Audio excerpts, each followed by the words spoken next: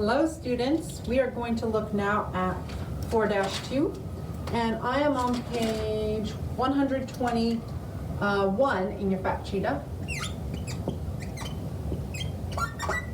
Today we're going to look at patterns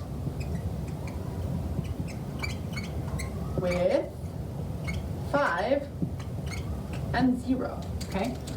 Making things a little easier to multiply.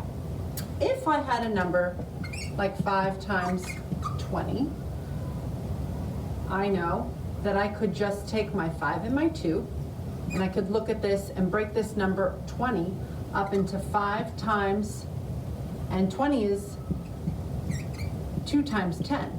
5 times 2, and then times 10, okay? And I know that 5 times 2 is 10, and then 10 times 10 is 100. Since this is kind of simple, let's make it a little harder and say 500 times 800. Okay, I can break this up and take a 5 out. This would be the same as 5 times 100. And this would be the same as 8 times 100. So I'm going to take the 5 out, and I'm also going to take the 8 out. Okay, and then I'm going to just multiply my 5 times 8. I know my 5s. 5 times 8 is 40. And now I'm left with 100 times 100, okay?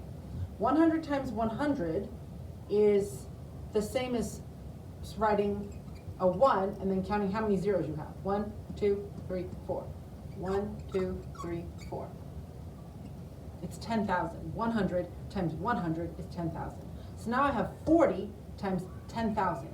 And now I can just say, okay, let me take my 4 times my 1, that's a 4, and count how many zeros I have in total. 1, 2, 3, 4, 5, and I'll put them all down. 1, 2, 3, 4, 5. And then go back in and put my comma. From the back, I count 3. 1, 2, 3. That's where my the break would be in the place values, okay? And our answer would be 400,000. So if you were just doing this mentally, you would take your 8 times your 5, your 2 whole numbers. I know that that's 40. And then I would count all the zeros I have left. 1, 2, 3, 4. Put those 4 zeros in. 1, 2, 3, 4. And I would get the same answer. Let's try another number. Let's try 50 times 700, okay?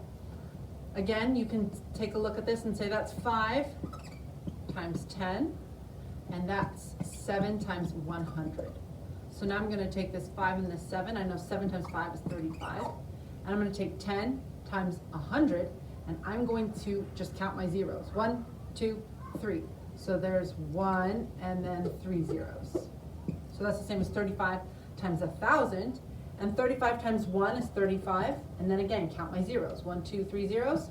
1, 2, 3 zeros would be the answer. Okay. That's how you would do it if you were kind of doing it mentally. And again, it's the same as taking all these numbers and multiplying them all together. Okay, so you're just counting how many zeros you have. Why don't you try some on page 122?